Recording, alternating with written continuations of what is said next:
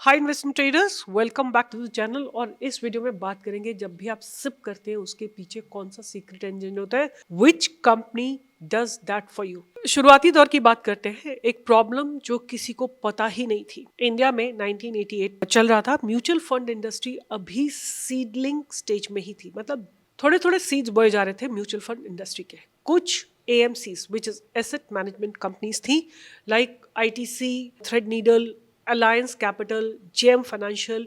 इनके लिए एक प्रैक्टिकल प्रॉब्लम थी। करोड़ ऑफ इन्वेस्टर्स के ट्रांजैक्शंस, फोलियोज, KYC रिपोर्ट्स, ये सब कौन मैनेज करेगा।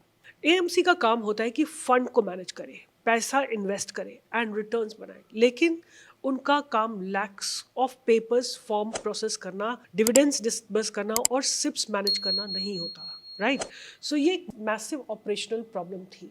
फिर आता है ईयर 1992 और इस कंपनी का जन्म होता है। और एक जेंटलमैन होते हैं, उनका नाम होता है V शंकर, जिनके पास सॉफ्टवेयर डेवलपमेंट और कंप्यूटर एजुकेशन का बैकग्राउंड था।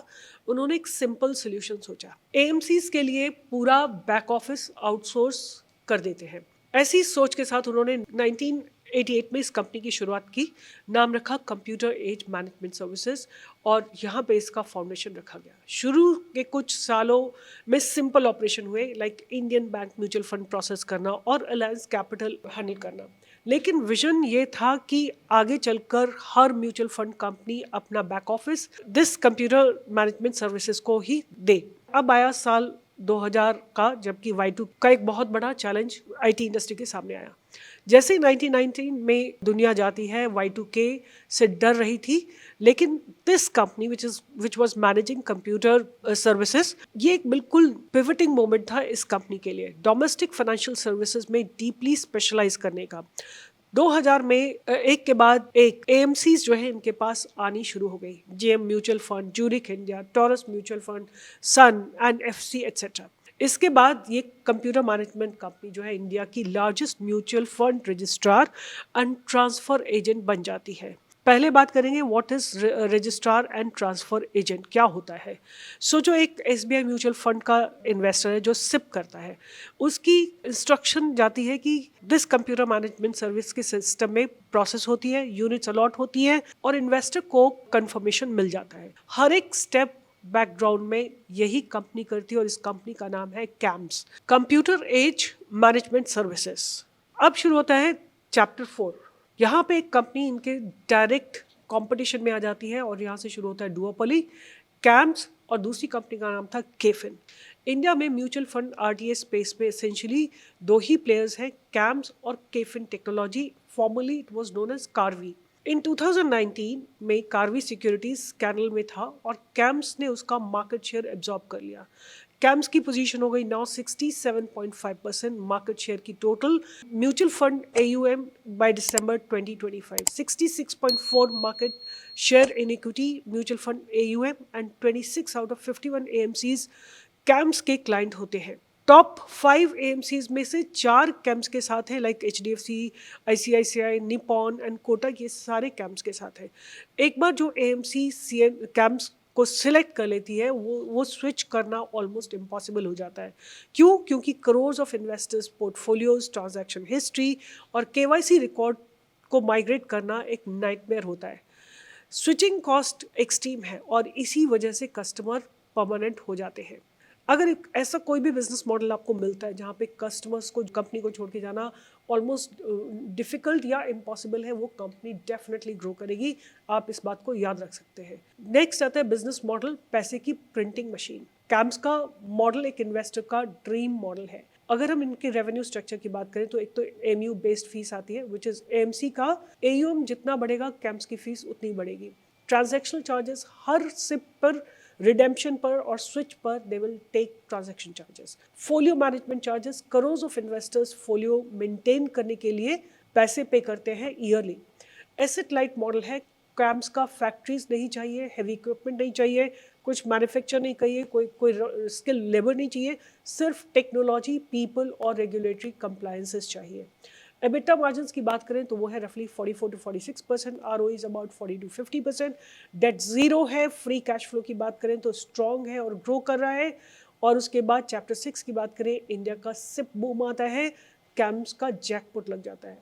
बाय 2016-2017 इंडिया में सिप रेवोल्यूशन आया। एएमएफआई की म्यूचुअल फंड सही है कैंपेन, ज़ीरोधा, ग्रो और पेटीएम मनी ने millions of first time investors को म्यूचुअल फंड में लाया। आज इंडिया में मंथली सिप इनफ्लो है रफली अबाउट 25,000 करोड़।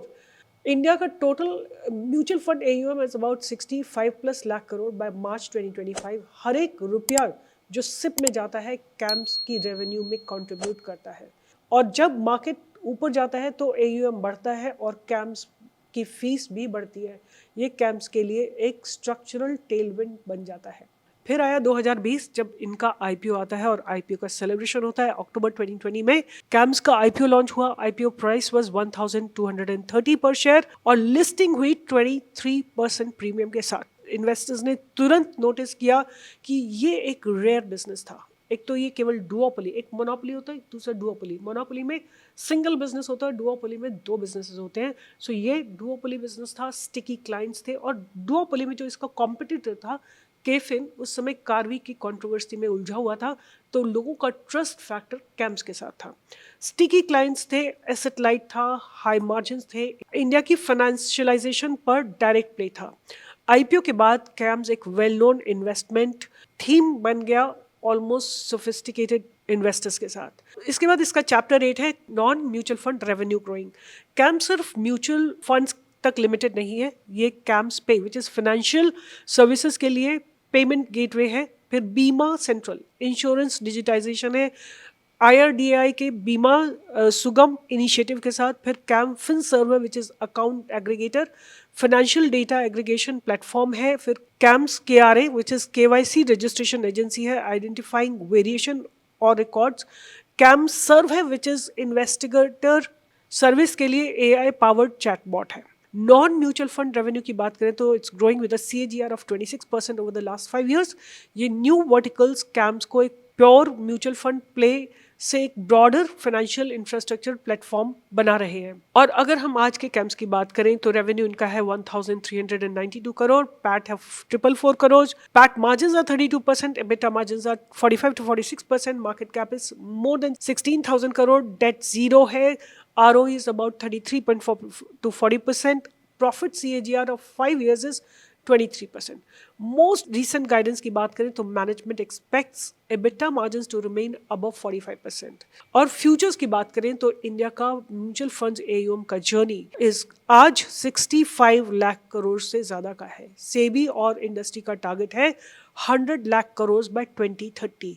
ये 35 लाख करोड़ का एडिशन AUM है सिर्फ 5 सालों में। हर 1 लाख करोड़ AUM पे कैम्प्स के लिए एडिशनल रेवेन्यू आता है 50 to 100 करोड़ एनुअली का। इंडिया में डीमैट इन्वेस्टर्स करीब 15 से 16 करोड़ हैं, म्यूचुअल फंड इन्वेस्टर्स 10 करोड़।